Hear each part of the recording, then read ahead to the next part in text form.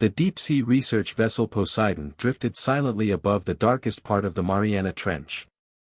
Dr. Olivia Thorne stood at the vessel's observation deck, her eyes fixed on the data streaming across her tablet. After 20 years of studying deep-sea anomalies, she had never seen anything like this. "Dr. Thorne, you need to see this."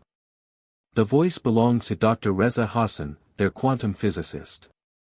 His usually calm demeanor was shaken, dark eyes wide with excitement or fear, she couldn't tell which. The monitoring station was a cluster of holographic displays and traditional screens. Each told the same impossible story. Energy readings from the deepest point of the trench defied every known law of physics. "The quantum fluctuations are increasing," Reza explained, his fingers dancing across the controls. "But look at the pattern." He pulled up a three-dimensional model of the energy signature. It pulsed with mathematical precision, forming perfect geometric shapes that shouldn't exist in nature. "Have you ever seen anything like this?" Olivia asked, though she already knew the answer. Nobody had. Their conversation was interrupted by a sharp knock. Captain Yuki Tanaka entered, her weathered face grave. "The board is demanding answers. They're threatening to pull our funding if we don't provide concrete results soon." Olivia straightened her back. "Tell them we found something. Something big." The next 48 hours were a blur of preparation. They deployed their most advanced deep-sea probe, the Nautilus, equipped with sensors that could measure everything from quantum fluctuations to gravitational waves. Olivia watched through the control room's main viewport as the probe disappeared into the darkness. At first, everything seemed normal. The probe transmitted standard readings as it descended through the crushing depths. Then, at precisely 10,911 meters, something changed. "Energy spike." Reza called out, his voice tight with tension. "The quantum field is folding in on itself." The probe's video feed showed something that shouldn't exist, a perfect sphere of absolute darkness suspended in the water. No light reflected off its surface. No sonar could penetrate it. "It's stable," Olivia whispered, studying the readings. "A self-sustaining quantum anomaly at these depths. It's impossible." But there it was, defying everything they thought they knew about physics and the natural world. Captain Tanaka stepped forward. "We need to send down a manned submersible." "Absolutely not," Dr. Jonathan Walsh, their safety officer, protested. "The risks are acceptable," Olivia cut in. "I'll go." The preparation for a deep dive mission usually took weeks. They did it in 12 hours. The Nautilus II, their most advanced deep-sea vehicle, was readied for launch. As Olivia suited up, Reza approached her with a small device. "I modified our quantum sensor array," he explained. "If there's anything to find down there, this will detect it." The descent was silent except for the creaking of the submersible's hull under pressure. Olivia watched the depth gauge tick steadily downward, 5,000 meters. 7,000 meters. 9,000 meters. At 10,900 meters, the modified sensors began to sing. There was no other word for it. The quantum fluctuations created harmonics that filled the cabin with an otherworldly melody. Then she saw it. The sphere of darkness was more beautiful and terrifying up close. It hung in the water like a tear in reality itself, its edges rippling with mathematical precision. "Surface, are you getting this?" Olivia's voice was barely a whisper. "Affirmative," Captain Tanaka's voice crackled through the calm all instruments are recording. Olivia guided the submersible closer. The sphere's surface seemed to shift and flow, yet maintained its perfect geometric form. She deployed a series of probes, each carrying different sensors and sampling equipment. The first probe disappeared into the darkness. For 3 long minutes, there was nothing.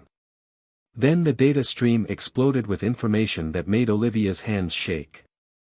"This isn't just an anomaly," she transmitted to the surface. "It's a doorway. The quantum signatures, they're identical to theoretical models of Einstein-Rosen bridges. We found a stable wormhole at the bottom of the ocean. As if in response to her words, the sphere pulsed. The submersible's instruments went haywire. Through the viewport, Olivia saw something that would haunt her dreams, a perfect reflection of her submersible emerging from the darkness, but wrong somehow. Reversed. Like a mirror image that didn't quite match reality. Surface, I'm seeing. She paused, struggling to find the words. I'm seeing another submersible. But it's not real. It's like a reflection, but... The transmission cut off abruptly. When it resumed seconds later, Olivia's voice was filled with a mixture of awe and terror. We need to assemble a full expedition team. Whatever this thing is, it's not natural. Someone or something put it here. And I think it's been waiting for us to find it. The research vessel Poseidon buzzed with activity as dawn broke over the Pacific. Dr. Olivia Thorne hadn't slept in 36 hours, but adrenaline kept her alert as she reviewed the expedition preparations. The wormhole's discovery had set off a chain reaction of urgent communications with research facilities worldwide. The quantum signatures are getting stronger, Reza reported, his workstation surrounded by holographic displays showing cascading data. The anomaly has grown by exactly 1.7 micrometers since yesterday. Olivia frowned at the precision of the measurement. Natural phenomena didn't grow with such mathematical perfection. She turned to Captain Tanaka, who was overseeing the launch preparations for their second deep dive mission. The support team from Quantum Dynamics arrived an hour ago, Tanaka said, gesturing to the new equipment being loaded onto the deck. They're installing the quantum stabilization field generators now. Dr. Walsh approached, holding his tablet like a shield. The safety protocols for this dive are unprecedented. We're literally writing the handbook for wormhole exploration. The next few hours were consumed by equipment checks and final preparations. The modified Nautilus II had been fitted with additional sensors and a revolutionary quantum tether, a lifeline designed to maintain their connection even through spatial distortions. The tether's theoretical range is unlimited, explained Dr. Nina Rodriguez, the quantum engineering specialist who had arrived with the support team. But we've never tested it under these conditions. As Olivia suited up for the dive, Reza approached. I'm coming with you this time, he said, his expression leaving no room for argument. You'll need a quantum physicist on site if anything goes wrong. The descent felt different this time. Every meter closer to the anomaly brought new readings that challenged their understanding of physics. At 10,000 meters, the quantum sensors detected something new. The wormhole is resonating, Reza said, studying the instruments. It's generating harmonic patterns across multiple quantum frequencies. Like it's singing? Olivia asked, remembering the strange harmonics from her first descent. More like it's talking, Reza muttered. They reached the anomaly zone at precisely 10,911 meters. The sphere of darkness hung before them, somehow both more and less substantial than before. Its surface rippled with complex patterns that seemed to follow rules from another universe's mathematics. Deploying quantum tether, Olivia announced to the surface team. The device activated with a soft hum, creating an invisible connection that theoretically could span any distance, even through a wormhole. Beginning approach sequence, she continued. All systems nominal. Quantum field stability at 97%. They edged closer to the darkness. The submersible's external lights seemed to bend around the sphere's surface, creating impossible patterns of shadow and reflection. Surface team, we're initiating phase 1 of the transition, Olivia transmitted. Maintain continuous monitoring of the quantum tether signal. The darkness enveloped them gradually. For 3.4 seconds, every instrument died. Then, with a surge of energy that made the cabin lights flicker, they emerged on the other side. The view through the viewport made both scientists freeze. They were still in the ocean, still at the same depth, but everything was wrong. The water was too clear, too perfect. No marine snow, no bioluminescence, no signs of life at all. Surface, are you receiving? Olivia's voice was steady despite her racing heart. Signal degraded but stable, Captain Tanaka's voice came through with surprising clarity. What do you see? It's a mirror of our world, Olivia replied. But sterile. Completely devoid of life. Reza's instruments painted an even stranger picture. The quantum signature of this space, its phase shifted. Like a parallel frequency of reality. They launched a series of probes, each designed to gather different types of data. The results were consistent, they had entered a perfect copy of their ocean, but one completely stripped of biological matter. Initiating ascent to verify surface conditions, Olivia announced. As they rose through the lifeless water, their instruments detected something that made Reza's hands shake. The quantum field distortions, they're not random. They form patterns, complex, repeating sequences that couldn't occur naturally. Someone made this, Olivia whispered. The wormhole, this sterile mirror world, it's all artificial. They breached the surface into familiar sunlight, but the air carried no scent of salt or sea. No birds flew overhead. No waves disturbed the perfectly flat water. Surface team, Olivia transmitted, we're going to need the full research contingent. Whatever we've discovered here, it's beyond anything we imagined. And I think. She paused, looking at the unnaturally still horizon, I think it's just the beginning. The Poseidon's research lab had transformed into a command center. Holographic displays showed streams of data from both sides of the wormhole, while scientists worked around the clock analyzing samples from the mirror world.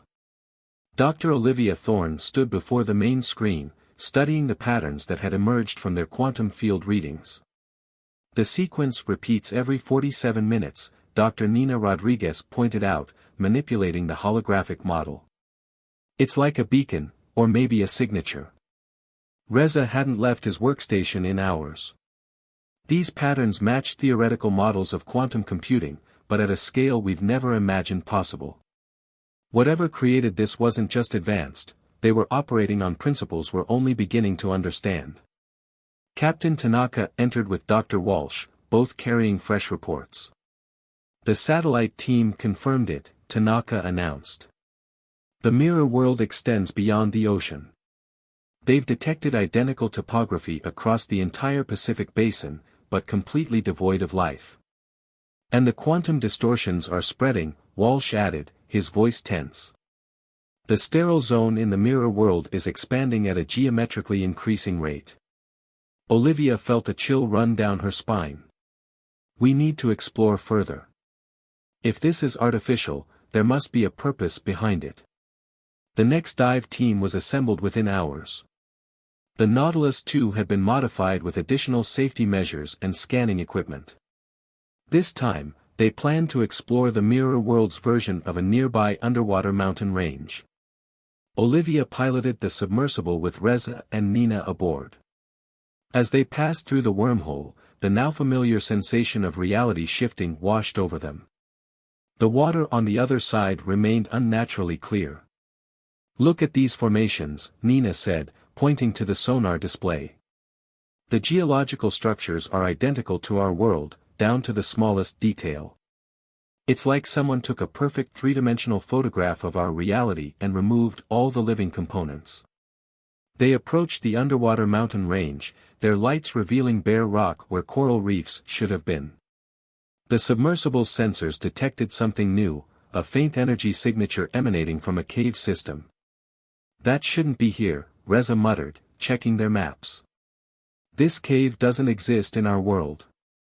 Olivia guided the submersible carefully into the cave entrance. The tunnel descended at a precise angle, its walls smooth and geometrically perfect. Their lights revealed strange markings that seemed to shift and change when viewed directly. Surface, are you receiving this? Olivia transmitted. We found what appears to be an artificial structure. Signal strength at 60% but holding, Tanaka's voice crackled through. Proceed with caution. The tunnel opened into a vast chamber that defied explanation. The walls were covered in what looked like circuit patterns, but they moved and flowed like liquid metal. In the center of the chamber, a column of dark energy pulsed with the same frequency as their quantum readings. "It's some kind of control center," Nina whispered, her instruments recording everything. "These patterns, they're similar to the quantum computer models we've been studying, but orders of magnitude more complex." Reza's voice was filled with awe. "The energy readings, they're connected to the wormhole somehow. This entire chamber is part of a vast machine." As they watched, the patterns on the walls began to shift more rapidly. The column of energy pulsed faster, and their instruments detected a surge in quantum activity. "Surface, we're detecting a massive energy buildup," Olivia reported. "Something's happening." The chamber erupted with light. Images began forming in the liquid metal walls, countless worlds, each slightly different from their own. Some teemed with life, others were completely sterile like this one. "It's showing us other realities," Reza breathed. "Other versions of Earth across different quantum frequencies." Then they saw it, a dark shape moving between the worlds. Something vast and incomprehensible, leaving sterile voids in its wake. "We need to leave. Now." Olivia's voice was tight with controlled fear. She turned the submersible around, but not before their cameras captured everything. As they raced back through the tunnel, their instruments detected quantum distortions following them. The wormhole pulsed with new energy as they passed through, almost as if it was responding to their discovery. Back on the Poseidon, the team gathered to review their findings. The footage from the chamber revealed patterns they hadn't noticed in real time, mathematical sequences that seemed to describe the very fabric of reality itself. "Whatever built this," Olivia addressed the silent room, "they weren't just exploring parallel worlds. They were harvesting them. And I think..." She paused, looking at the dark shape captured in their recordings. "I think we just got its attention." The mood aboard the Poseidon had shifted from excitement to dread. Dr. Olivia Thorne sat in the ship's darkened laboratory, reviewing the footage from the underwater chamber for the 100th time. The dark shape moving between worlds seemed to defy analysis. Their best computers couldn't even maintain a stable image of it. "The quantum distortions are accelerating," Reza announced, entering with fresh data. "The sterile zone in the mirror world has expanded by 30 kilometers since yesterday."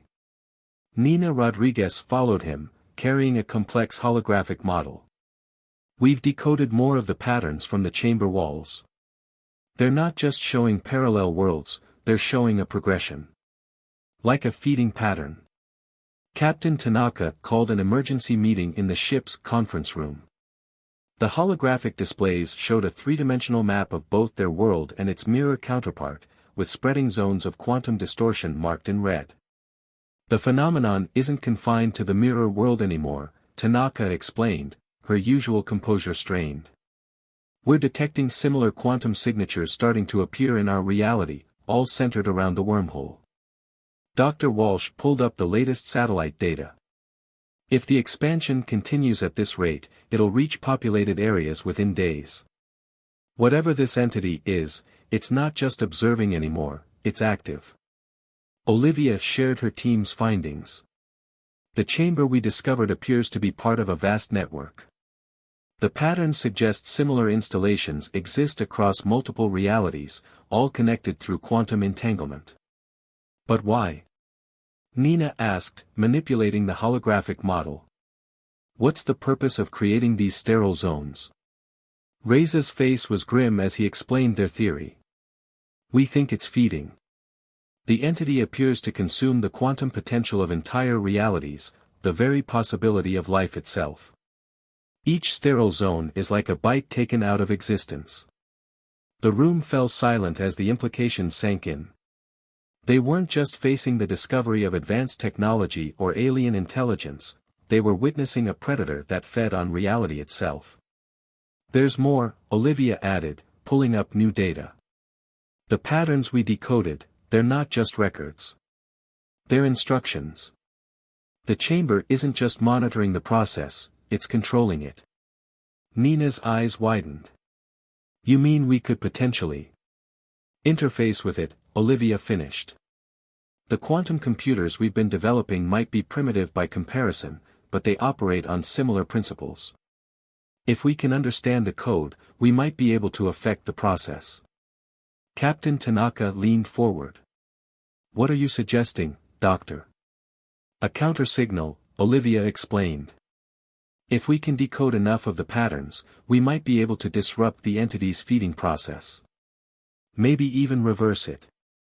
The risks would be enormous, Walsh protested. We'd be interfering with forces we barely understand. We don't have a choice, Reza countered. This thing isn't going to stop with the mirror world. It's already reaching into our reality. The next 12 hours were a blur of preparation.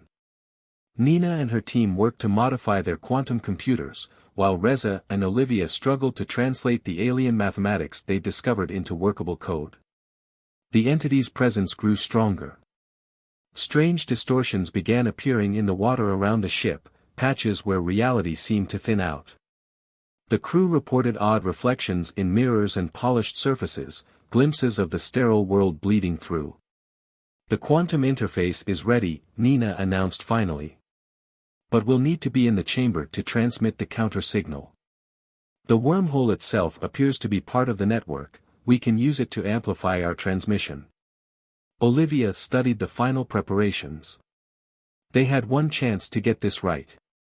The modified Nautilus II waited in the launch bay, equipped with their most advanced quantum technology and what amounted to a theoretical weapon against a being that fed on reality itself. Surface team will maintain constant communication through the quantum tether, Captain Tanaka instructed. At the first sign of critical instability, you abort. That's an order. As Olivia suited up for what might be their final dive, she caught her reflection in a viewport. For a moment, she thought she saw something move behind it, a vast darkness that seemed to watch her with patient hunger. Whatever happens, she told her team as they boarded the submersible, we're about to make contact with something that's been consuming realities for who knows how long. If we fail, we won't, Reza said firmly, running final checks on their equipment. Humanity didn't come this far to become food for some cosmic horror. The submersible's engines hummed to life as they began their descent. Above them, the Poseidon's lights grew dim in waters that seemed to grow thicker with possibility, or perhaps with the attention of something that had finally noticed the tiny beings that dared to interfere with its feast. The descent through the wormhole felt different this time. The quantum readings were off the charts, and the usual 3.4-second blackout stretched to nearly 5 seconds. When they emerged, the mirror world had changed dramatically. The sterile zone has reached the continental shelf, Olivia reported, guiding the Nautilus II through water that seemed almost too perfect to be real. No sign of the quantum distortions we detected earlier. They're still there, Reza corrected, studying his instruments. They're just everywhere now. The entire water column is saturated with quantum interference patterns. Nina monitored their modified equipment. The counter-signal is ready. But we'll only get one shot at this, the power requirements are enormous. They reached the underwater mountain range, but even this had changed. The cave entrance they discovered now pulsed with dark energy, like a wound in reality itself. As they approached, their instruments detected massive surges in quantum activity. It knows we're here, Reza said quietly. The patterns, they're shifting to accommodate our presence. The tunnel leading to the chamber seemed to twist impossibly, although their instruments showed they were maintaining a straight course. When they reached the central chamber, they found it transformed. The liquid metal walls now showed thousands of worlds simultaneously, each one in a different stage of consumption. Some still teemed with life, others were in the process of being drained, and many were completely sterile. The central column of dark energy had grown, now reaching from floor to ceiling. Beginning quantum interface sequence, Nina announced, her fingers flying over the controls. Synchronizing with the chamber's base frequency. Their modified equipment hummed to life, attempting to match the impossible mathematics flowing across the walls. For a moment, nothing happened. Then the patterns began to shift. "We're getting feedback," Reza reported excitedly. "The system is accepting our input." Olivia watched as their counter-signal began to propagate through the network. The images on the walls flickered, showing new patterns, equations of restoration rather than consumption. Then everything went wrong. The dark energy column pulsed violently, and a presence filled the chamber, vast, ancient, and aware. The walls erupted with new images, worlds not just stripped of life, but of possibility itself. Entire realities reduced to perfect, sterile geometries. "It's fighting back," Nina shouted over the growing quantum interference. "The signal is being overwhelmed." Olivia made a decision. "Reroute all power to the quantum transmitter." "Everything we've got." "That'll fry the systems," Reza warned. "We'll lose our way back." "Better than losing everything," Olivia replied. "Do it." Nina initiated the power transfer. The submersible's lights dimmed as every available joule of energy was channeled into their desperate countermeasure. The chamber filled with impossible colors as their signal clashed with the entity's control over reality. For a moment that seemed to stretch into eternity, nothing existed except the struggle between human determination and a force that fed on existence itself. The walls of the chamber showed worlds hanging in the balance, countless realities where life either would or would not continue to exist. Then, with a surge of energy that made reality itself shudder, their signal broke through. The patterns on the walls transformed, the equations of consumption reversing themselves. The dark energy column flickered and began to collapse. Throughout the chamber, they watched as sterile worlds began to flicker with possibility again. "It's working!" Nina exclaimed. "The sterile zones are beginning to revert." But their victory came at a cost.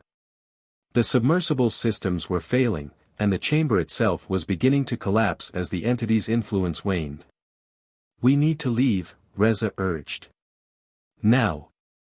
Olivia engaged what remained of their engines, guiding them through the disintegrating tunnel. Behind them, the quantum readings went wild as reality rushed to fill the void left by the entity's retreat. The journey back through the wormhole was chaos.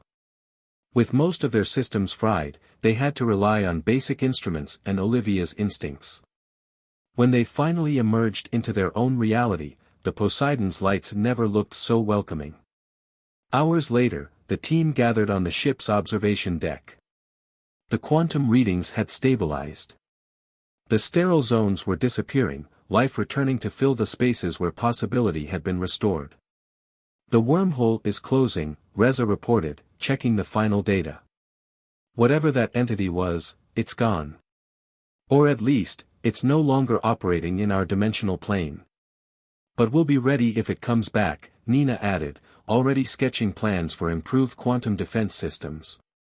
Olivia stared out at the peaceful ocean, knowing that beneath its surface, reality itself had been forever changed. They had faced something that consumed existence itself, and humanity had proven equal to the challenge. "We should inform the surface labs," Captain Tanaka said, joining them. "The world needs to know what happened here." "Not just what happened," Olivia corrected. "They need to know what's possible.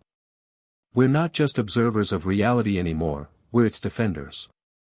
As the sun set over the Mariana Trench, the Poseidon began its journey home. Below, the last traces of the wormhole winked out of existence, leaving behind a world forever changed by the knowledge that in the darkest depths of the ocean, humanity had faced the impossible, and won.